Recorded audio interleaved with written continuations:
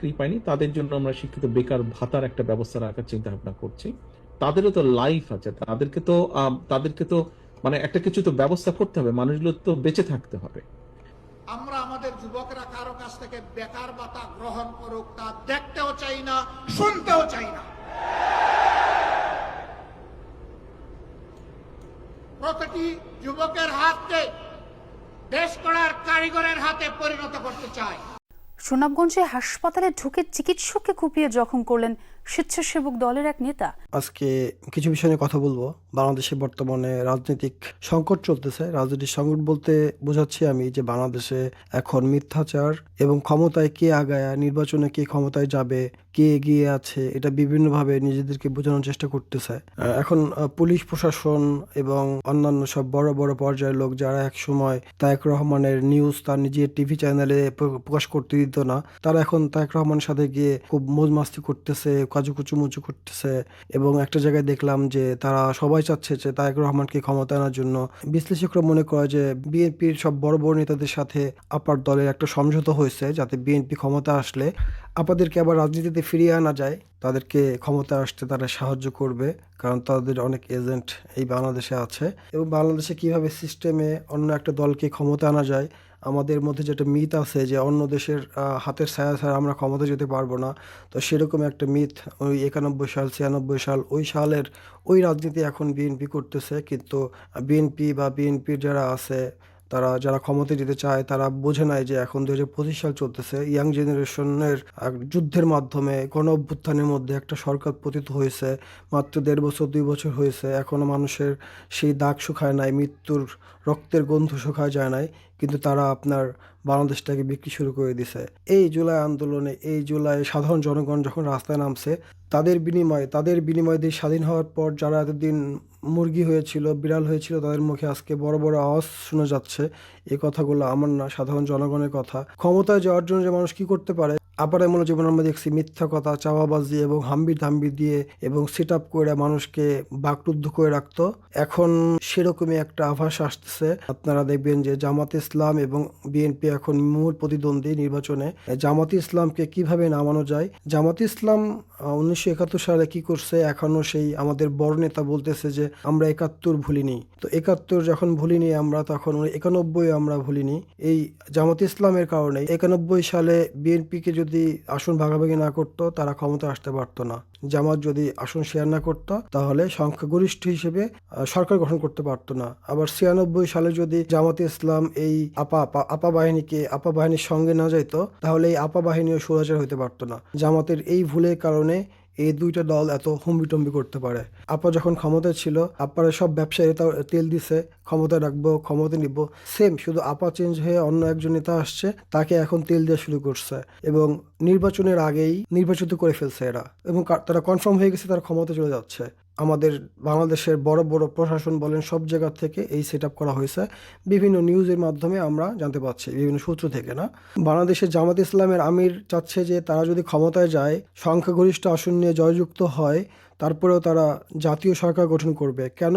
দেশের স্বার্থে, যাতে দেশটাকে উন্নতির পথে নিয়ে যাওয়া যায়। আমরা গত 54 বছর চেতনা বিক্রিকারীদের দেখছি, চেতনা বিক্রি করা ছাড়া আর দেশের অর্থ লুটপাট করে বাইরে পাঠানো ছাড়া বাংলাদেশে আর কোনো উন্নতি হয় নাই। আল্লাহর দয়া আছে, নেক দয়া আছে বিধায় এখনো বাংলাদেশটা টিকে আছে। কারণ যে হারে আপা বাহিনী টাকা পাচার করছে বিদেশে, এখনো দেখবেন যে বিদেশে যায় কিন্তু এরা থেমে নাই। ওই অবৈধ টাকা দিয়ে এই আমাদের যারা ক্ষমতা যেতে যাচ্ছে তাদের কি টাকা দিচ্ছে, তাদের ব্যবসা প্রতিষ্ঠান এই বিএনপি নেতাকর্মীরা দেখতেছে। আপনারা সংবাদ মাধ্যমে দেখলে বুঝতে পারবেন যে এই আওয়ামী লীগ নেতাদের ব্যবসা বাণিজ্য দেখতেছে বিএনপি নেতারা। এতে লাভ কি?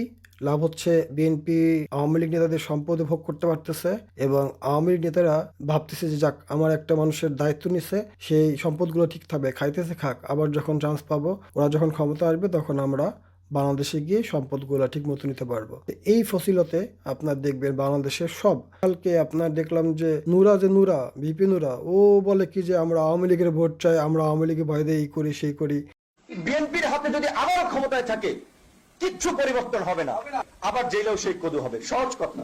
এই মুহূর্তে বিএনপি ব্যতীত কোন রাজনৈতিক দল ক্ষমতা এসে এই দেশকে চালাতে পারবে না, দেশকে স্থিতিশীল রাখতে পারবে না। তো বাংলাদেশে আপনারা একটা জিনিস খেয়াল করে দেখবেন, আমরা এত জঘন্য একটা জাতি, টেম্পুর মধ্যে অটোর মধ্যে 5-7 জনকে কিভাবে দগ্ধ করে তাজা মানুষ মেরে ফেললো, ট্যাঙ্ক থেকে তত্ত্বজা মানুষ ফেলে দিল। আন্দোলন তো নেপালেও হয়েছে, শ্রীলঙ্কাও হয়েছে। সরকার ক্ষমতা ছেড়ে চলে গেছে, এত মানুষকে হত্যা করছে দেশের সরকার, নিজে ক্ষমতা ছেড়ে দিয়েছে, তারপর জনগণের উপর এরকম হামলা চালায় নাই। এইসব শুধু আমাদের মতন দেশে ক্ষমতা লোভী এইসব দলকানা মানুষরা পারে, ক্ষমতার জন্য এরা সবকিছু করতে পারে। দেখবেন এক দাড়িওয়ালা, এর আগে ভিডিওতে বলছি, দাড়ি আছে, টুপি আছে, যে কেউ বলবে জামাত ইসলাম, কিন্তু সে বিএনপি নেতা। বলতেছে আমরা ফিরাউনের সাথে আতাত করতে রাজি আছি, কিন্তু মানে শয়তানের সাথে আতাত করতে রাজি আছে, তাও জামাত ইসলামকে তারা যেভাবে প্রতিহত করবে। এগুলো দেখেন, এগুলো এক একটা কথার উত্তর আপনারা নিজেরা দিয়ে যাবেন।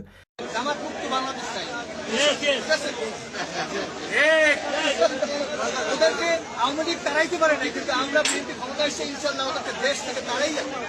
ওদের কোথায় দেশ আমি জানি না, ওদের দেশে পাঠাই দেওয়া।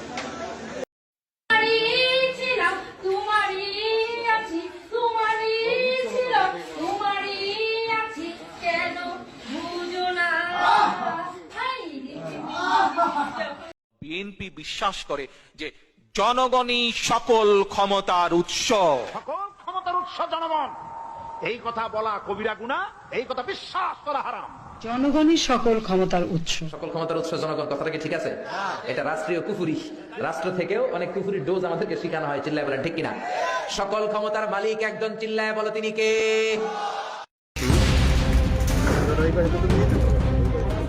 র্যাবের মধ্যরাতের অভিযানে বিএনপি কর্মীর বাড়ি থেকে 11টি বন্দুক ও বিপুল পরিমাণ অস্ত্রভান্ডার উদ্ধার করেছে র্যাব। মিনিমাম 10টা মামলা তার বিরুদ্ধে দিল এবং তারা আমি 20 ধরে এলিয়ে গেল।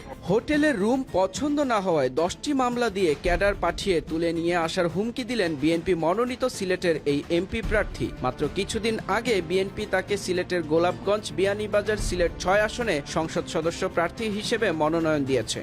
আর শরিয়া আইনের ব্যাপারে ওটাও বলেছে কিন্তু যে আমরা শরিয়া আইনে বিশ্বাস করি না। আমাদের সংগঠন পড়ে দেখবেন শরিয়া আইন বিশ্বাসের তো কথার ব্যাপারটা নাই কোথাও। আমরা তো ওনারা চান ওনারা করুক, আমরা কমিটেড, আমরা অঙ্গীকারবদ্ধ যে এই দেশে আমরা কোরআন ও সুন্নাহর বাইরে কোনো আইন আমরা করতে দেব না, এটা আমাদের কমিটমেন্ট। ওয়াদা করেছিলাম যে এই বিএনপি সরকারকে আমি ক্ষমতার থেকে বের করবই করব।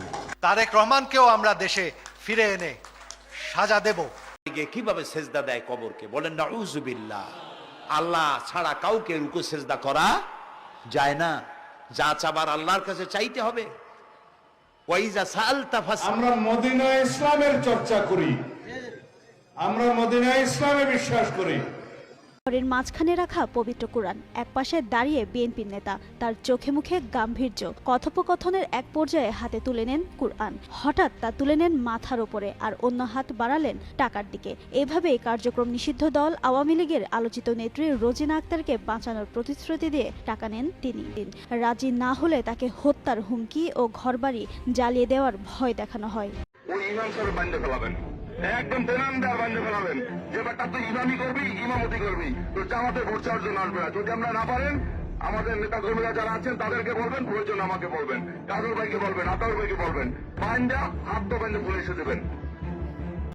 বাংলাদেশ জয়, বাংলা জয়, বঙ্গবন্ধু জয় হোক, স্বাধীনতা বাংলার জয় হোক, মেহনতি মানুষের জয় হোক, তারেক জিয়ার অমর হয়ে থাক খালেদা জিয়া। আপনি কি মুক্তিযোদ্ধা লোক? আমার নির্বাচন ক্ষতিগ্রস্ত করবেন, অত সহজ হবেন না, আপনার নির্বাচন ক্ষতিগ্রস্ত হবে কেন? খামোশ খামোশ, পিঠের চামড়া থাকবে না, খামোশ। না, এইসব কথা বলেন কেন আপনি? পিঠের চামড়া থাকবে না, পিঠের চামড়া থাকবে না, খামোশ। বাংলাদেশে এরা ক্ষমতা আসার জন্য কি না করতেছে। আমরা বাংলাদেশের মানুষ, আমরা গণতান্ত্রিক দেশগুলো মানুষ বলি কি গণতান্ত্রিক চাই, গণতন্ত্রের মাধ্যমে ক্ষমতা দিতে চাই। কিন্তু দেখবেন যে আসন অমকরে দিব, তমকরে দিব, অমক দাঁড়াও, তমক দাঁড়াও। আর আমরাও হলো মূলা ঝুলাই, ফ্যামিলি কার্ডের মতন মূলা ঝুলাই রাখছে, যে দাঁড়াবে তারে আমরা ভোট দিব। আমরা ভোট দিব বাংলাদেশের পক্ষে। আপা বাহিনী এবং আপার দেশের মানুষরা এবং বাংলাদেশের যে দল আছে, এই দল যেহেতু লিঙ্ক আপ হয়ে গেছে, তাদের কথা যেহেতু এক,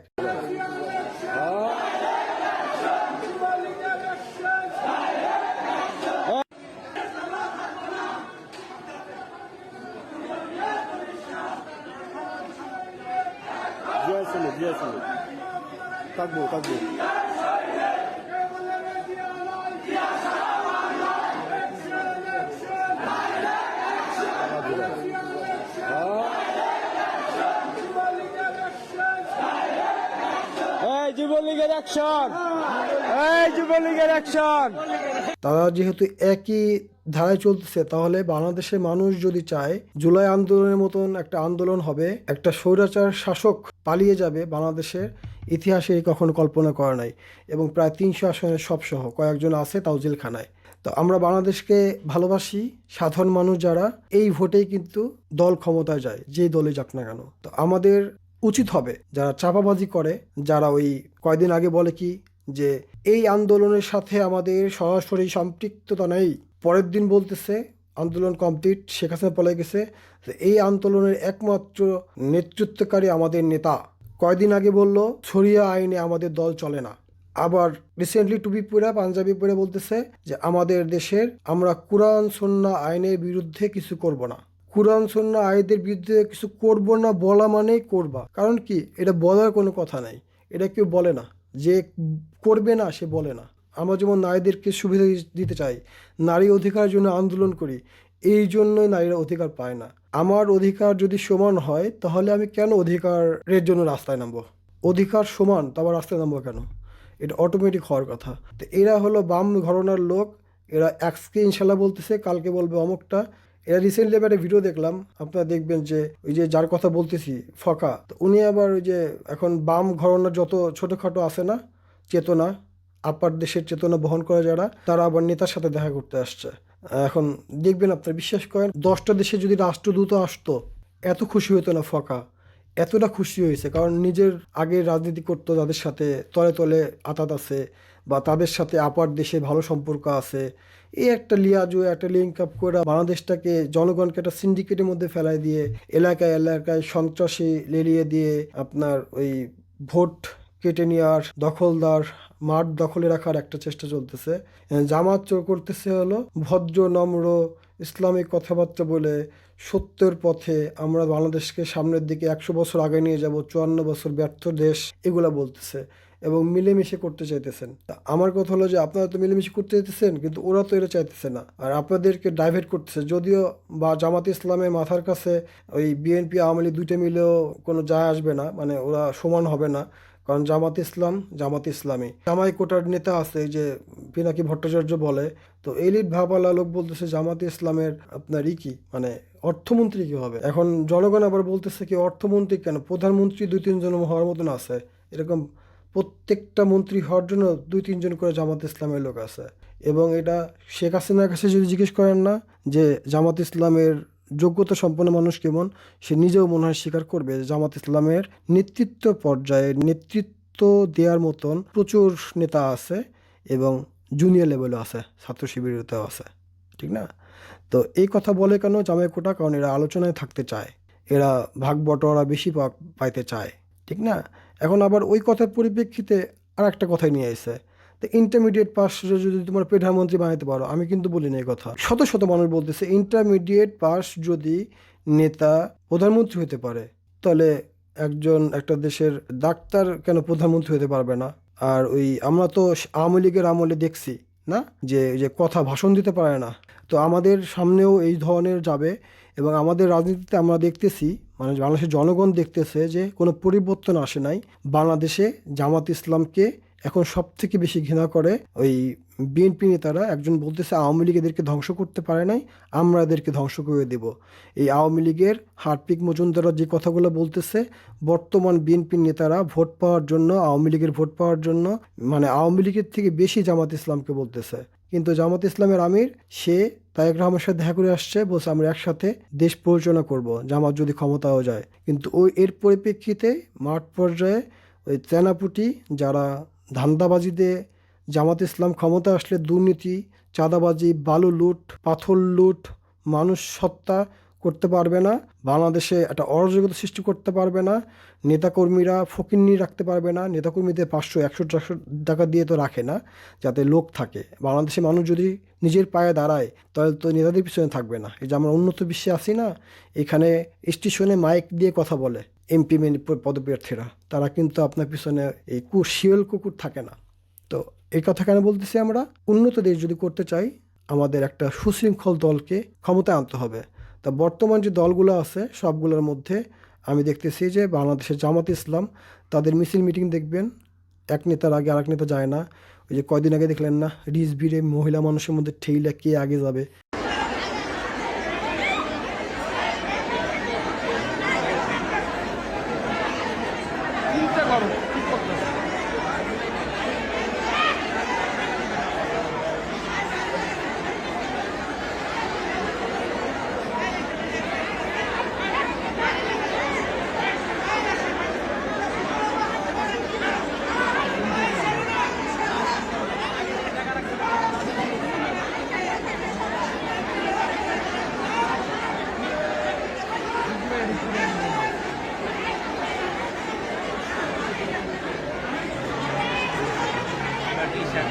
আর ঈর্ষাকেরা মুকুনা মারে যে নিজের দলের শৃঙ্খলা রাখতে পারে না, নিজের দলের লোককে 100-150 মানুষকে এই 2 বছরে নিজেদের ক্ষমতার ভাগ বটোয়ারার জন্য নিজেদের মানুষকে নিজেরা যারা খুন করে, তাদেরকে যদি আপনারা ক্ষমতায় আনেন তাহলে তারা বাংলাদেশের মানুষকে কি করবে? আপনারা নিজেরা ওই 2000 টাকার মূলা ঝুলাবে কার্ডের জন্য, ওই 2000 ভোট দিবেন। আমার মনে হয় না বাংলাদেশের সাধারণ মানুষ এবার ভুল করবে, কারণ আমরা গতবার ওই যে আওয়ামী লীগও বলছিল যে 10 টাকা চাল খাওয়াবো, ওই নিজেদের নেতাদের মধ্যে কয়টা কার্ড দিছিল 10-20 টাকা হোক যাই হোক ফ্রি হোক চাল পাইতো, গরিব মানুষ পায় নাই।